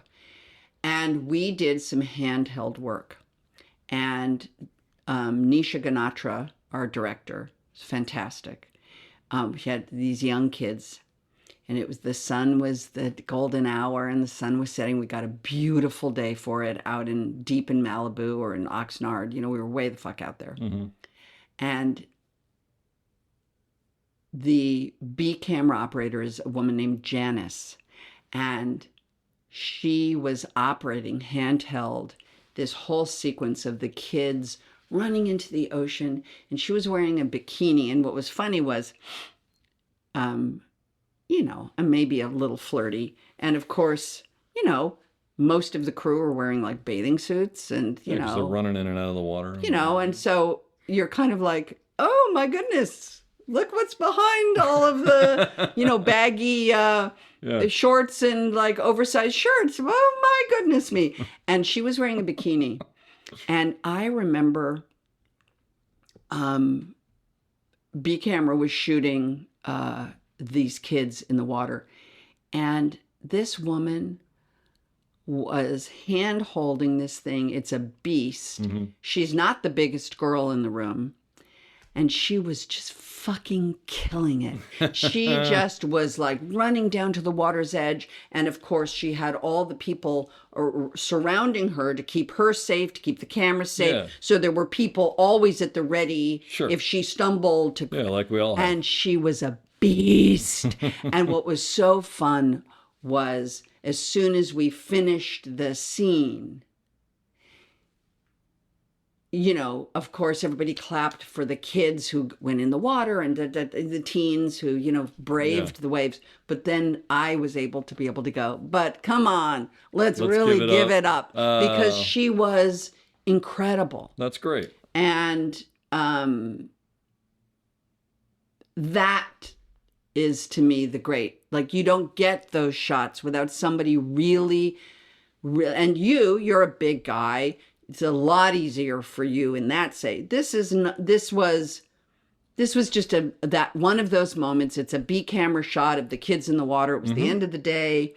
I think they had wrapped A camera. I think B camera was like, and there was just something magical about the whole thing. And it was magical that this young woman That's great. was doing it. Well, it's also so great that you recognize it. And I actually think her name is pronounced Janice. Is it Janice Min? It is. Yes, I know Janice Min. Yeah. Okay. Yeah, and you're right. She's I don't know, she's probably a little It's over Janice 5 feet. Min, forgive me. I looked on a call sheet and at this point in the day, my brain, but what was thrilling was to see her step up, hold that thing, hit every aspect of it. I mean, the kids were in the water. She was in the water. Like you said, the beach and water is also not. That's It's a whole just, other thing. it's gnarly. Yeah, that's and you great. have to really, be able to get the shot, get it correctly on, like it's anyway, it's like a real memory for me. Do you remember the first time that you saw a woman behind the camera? Or I mean, not the exact moment, but where things started to change and it became Well, it not. hasn't changed a lot. Well, there are more women in More camera than there women. used Well, to I be. just work with Autumn and Janice Yeah. and, you know, and Janice, we met day one because she was the B camera operator. Sure. So, you know, it's changing. Yeah. It's changing. It's jobs that demand apprenticeships. So it demands people like yourself to meet a young woman who wants to be an operator And help bring them up. Yeah. and mentor them and say, well, why don't you come on this movie with me? You can carry my equipment and you'll apprentice me and see how it works. It's a very hard job to just walk in and say, I want to be an operator. Yeah, absolutely. There's too much to it. There's too much to it. So what's beautiful about the art form of the cinema is it used to have real apprenticeships, real people who were able to learn from experienced people and then create their own. Sometimes you start very young and you're just carrying equipment, but you've leaned toward the camera department. And yes, of course, there are always a woman or two who are brought in and brought up and brought through. But, you know, let's just be honest. It was a male-dominated world. 100%. 100%. So that's why I was asking, do you remember when you started to see it? I mean, because... Yeah, and independent films usually. Yeah. I mean, like, for instance, Halloween, were there any women on the crew other than maybe hair and there makeup? are the still photographer was a woman, Kim Gottlieb. Deborah Hill was the writer-producer. Yeah. But But not in grip the, electric camera. No, yeah, no, it was a no. male-dominated thing back then. Yeah, absolutely. And you know, there are more. Do you know Larissa? Larissa Supplant. She was in Providence. She was in Providence because with I know me. she did a movie in Providence, and she works with the DP whose name is escaping Bob me. Ellsworth. And Bob Ellsworth. So I assume, And so yeah, Larissa's like great.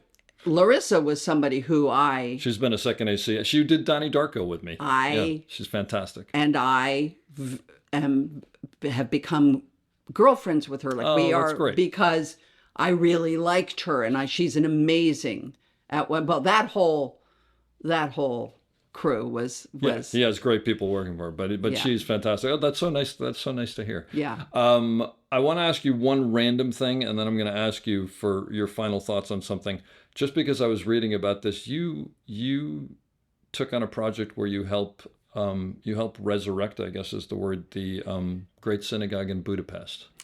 Well, here's really what happened. I was shooting this movie called Borderlands Yeah, yeah. in Budapest during COVID, Uh-huh. 21 February through April. and very isolated. Yeah, right. Awful. I mean, far, talk far- about being isolated, but you're in a separate country. It's even Yes, harder.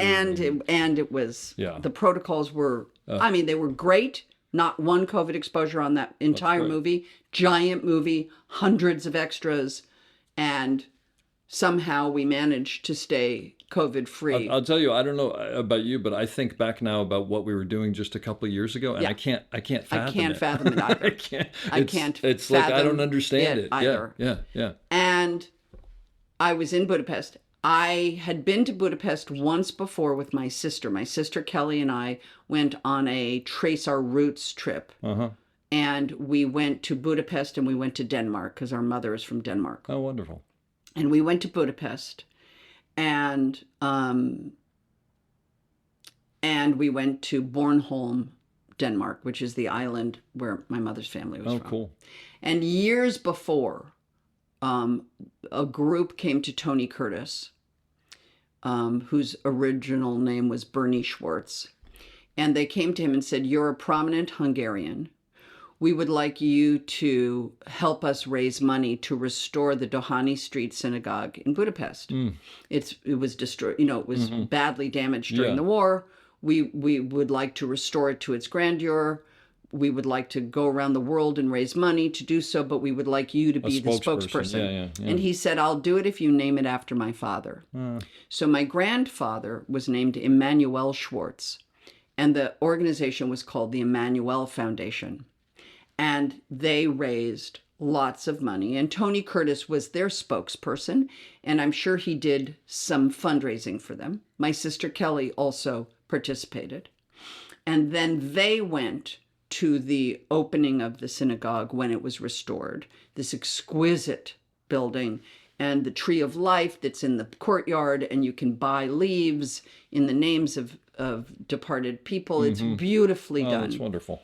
And I had known of the Dohány Street Synagogue. My sister and I went to it when we were in Budapest, when we were there on the family trip. So I even took, when I was shooting in Budapest, even though it was COVID, I know the rabbi, and so I was able to take a group from the movie on a weekend to see it. to the synagogue, got a tour of the synagogue, Nice. and but when my sister and I, when we went on our trip, we didn't go to the small village of Matesalka, where Tony Curtis's family, the Schwartzes, was actually were from. originally from. Okay. Because in our short trip, it meant a day, and we stayed in Budapest, and then we went to our trip was like 8 days or something. Yeah. So when I was there, I said to the production, I said, I have many days off. I said, on one of my days off, I'm going to go out to Matesalka, and arranged it with the people in Matesalka, and went out with a group from my movie in a bus. We went out to Matesalka, and, I did not realize I was going to be, met the way I was met, which was a very elaborate ceremony. And there is a museum. There's a Tony Curtis museum and cafe in Matesalka. That you had no idea about. I had no idea. Amazing. And then, of course, I saw the synagogue where my grandparents' names are on the wall because there are a lot of Schwartzes from Matesalka. And so what I had said to them was, well, and it's a kind of burned out, it's a shell of a building. Yeah. So it will never be restored as a synagogue, but clearly it's a town meeting. It could be used for events.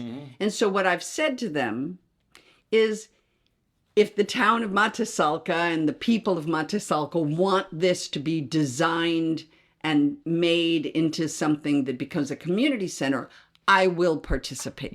So I have simply put that out there. Yeah. Oh, I got you. I am not leading the charge. I am off doing a lot of other work, but I have put it out there. I have made that very clear to the people of Matesalka that if the Hungarian government and if the people of Matesalka want to raise some money, I will then join them Yeah. and give Oh, that's wonderful. and support. I'm not going to Yeah. Just do it. Well, and also actually what I like about that is the fact that you're saying to them, it's your, This is yours, what do you it's want to not do? As mine. opposed to a lot of things where people come in and go, this is what I envisioned. Well, and I don't have that. Yeah. And That's wonderful. I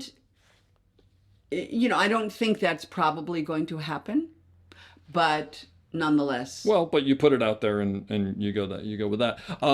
Because we're talking about philanthropy, I do want to ask you just about My Hand in Yours, because You're a nice you have boy. well, you have a couple of You're Instagram a followers, but the nice- 10 people who listen to this, I would You're like to know a about nice boy. this. No, but You're I think a it's nice wonderful what boy. you do with that. Okay.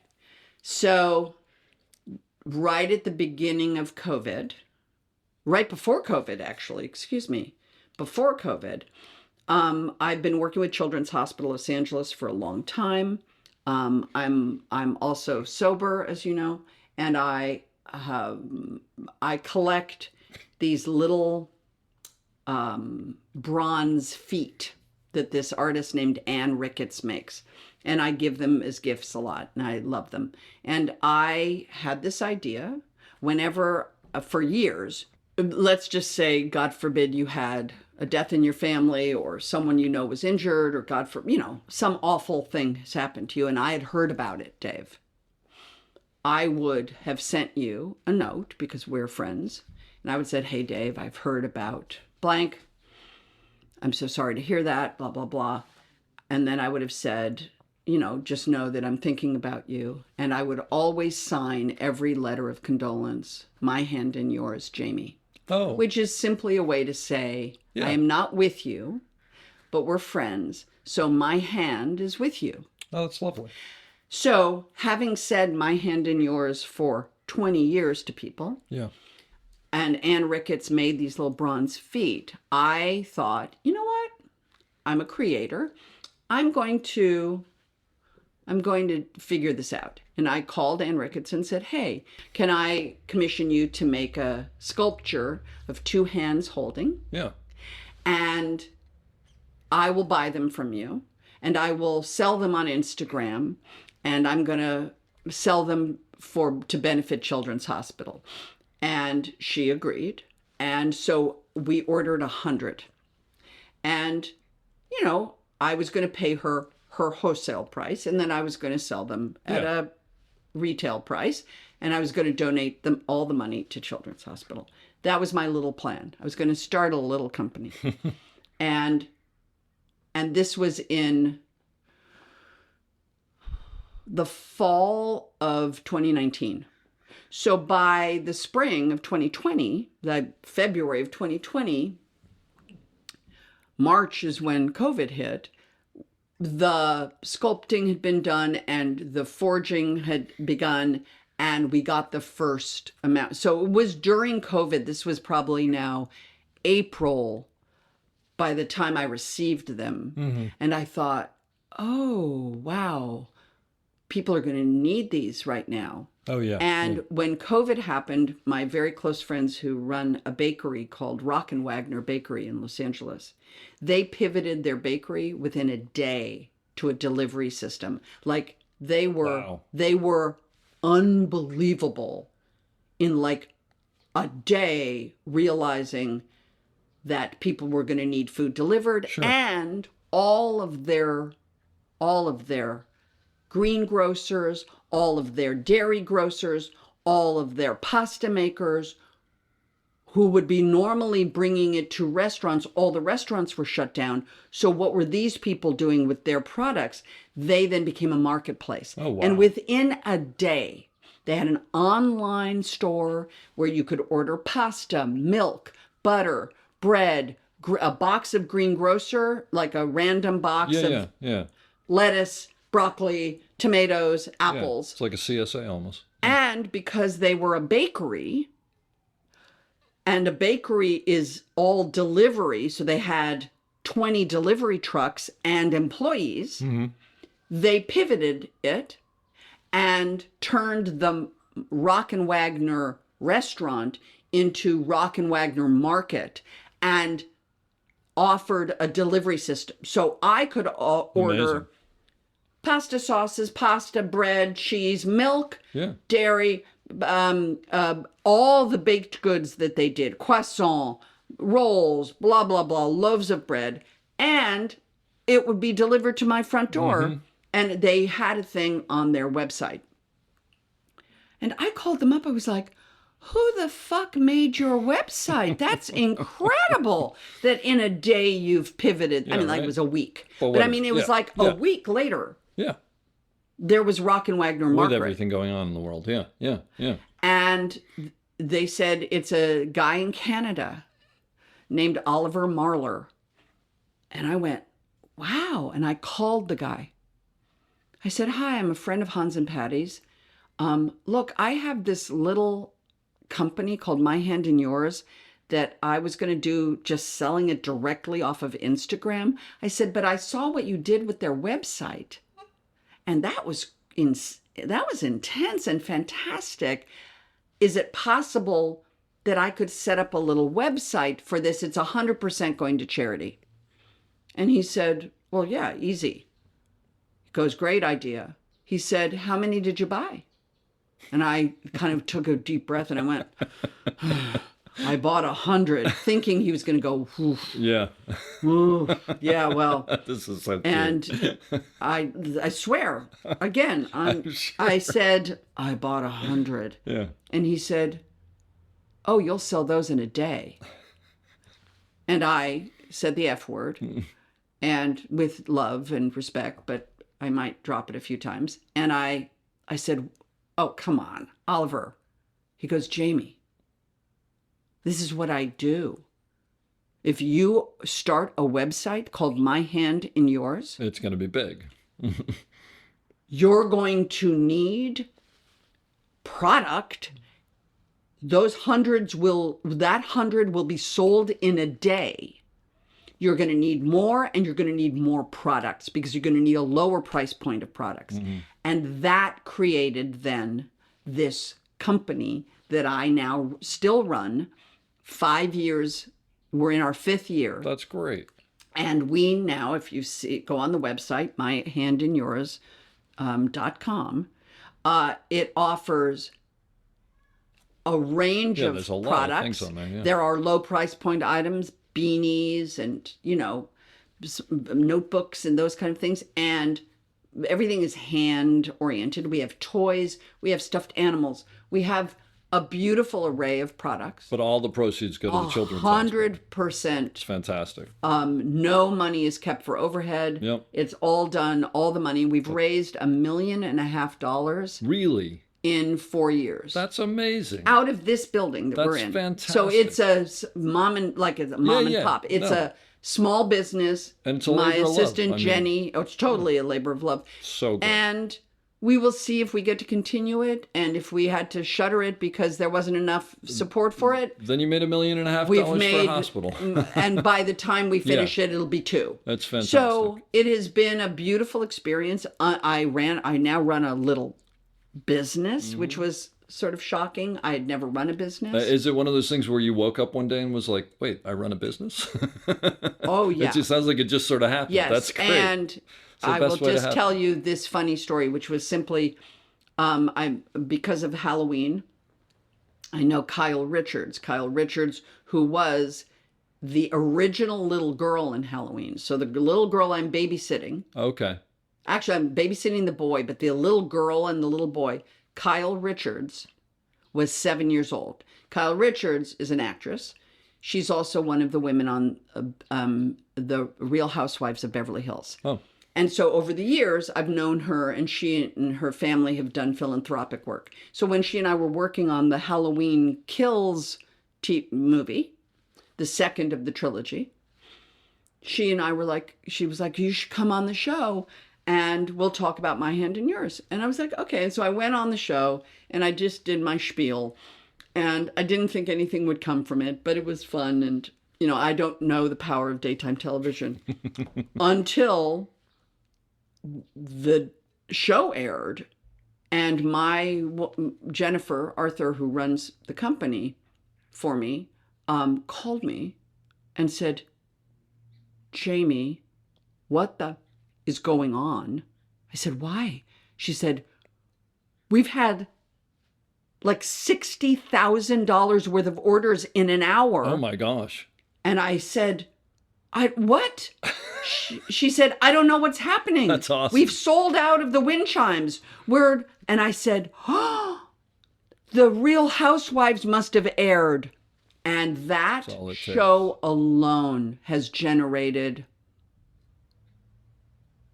at least $200,000, maybe $250,000 worth of products being sold by our little company for Children's Hospital Los Angeles. That's the power of daytime television. That is great. That's absolutely wonderful. My daughter had a very serious operation years ago at Children's Hospital, and they're phenomenal, and she is doing great.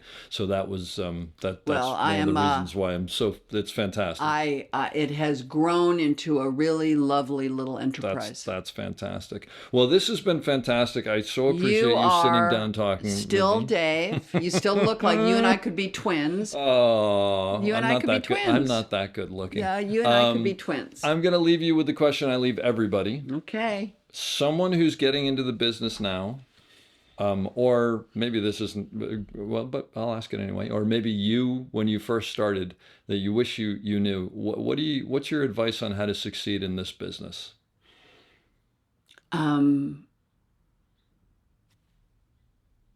Show up early, stay late. Live at the bottom of your financial line. And I mean the bottom of it. So that you can stay flexible, so that you can be facile and pivot and all of a sudden run off and go do a project in the desert with a crew of 5 on a thing, and you don't have to worry. Like, try not to worry about money. Keep your budget line very, very, very, very, very tight. Save every penny, because it's a freelance business, and freelance means unemployed. Freelance sounds yummy, but freelance really just means unemployed. And I'm a freelance actor until I have a contract for a job. And I've been a freelance person most of my life. The reason I did commercials for years is because they gave me a 2-year contract. It was the only time in my life I knew I was going to work for this many days. I was going to get paid that amount of money. The rest of my life has been this sort of up and down financial line. And the bigger your life gets, the more you start to work for money. And that can't be the goal. That may be the result, can't be the goal. The goal has to be the creativity and the exploration of what it is, and therefore to stay flexible and nimble, like an operator. Like, you need to be able to move and not be a fixed thing. And I just see people get more interested in the fixed binary nature of it, and we have to be non-binary in our art form. And I'm not talking about sexuality or physical non-binary people. I'm talking about emotionally non-binary and creatively non-binary. And this isn't a fixed point job. This is a constant, you're wearing a shirt with a spectrum of color. It's a spectrum job. It's just not fixed. And you're working with people for the rest of your life who want both. You're married, you have children, you have a life, and you have to be a spectrum person. So for me, that's always the thing. But really, so get there early, really early, and stay late, and write thank you notes. So if someone gives you an opportunity, you make sure that that person knows that you appreciated it. Be it, if it's not a thank you note, stop by a bakery on your way to work, pick up a bag of pastries for your crew. Whatever it is, make people understand that you recognize the collaborative nature of the art form, and that by doing it collaboratively, they will remember you for that. And they will remember you for being early. They will remember you. And by the way, when I say early, I have to remind people are always like, oh, come on. You can't be late in show business. You're not allowed. And I mean, you can't be late. If your call time is 12:18, you have to be there at 12:18. There is no department who's allowed to go, "Oh, I'm going to roll in." Mm-hmm. It's a collaborative art form on a clock. And people forget that. So when I say be early, when I shot in Simi Valley, I think I sat in my car for over an hour the first day because I didn't know how long it was going to take me. Even though I knew I was going against traffic on the 405, but I didn't know what those cross freeways were going to do. The 2, I didn't know what it was going to do. I didn't know. And because of that, I think my call there was 6. I think I left my house at 4. Mm-hmm. I live near the ocean. I didn't know how long it was going to take. Now, as I got more used to being, oh, this isn't going to take me more than 30 minutes, I'm still always a half an hour before I'm supposed to be there. Every single day on any movie, even now. I also like the time. I like to greet people. I like to be there and say good morning. And so I think people remember that. And I do think people remember that.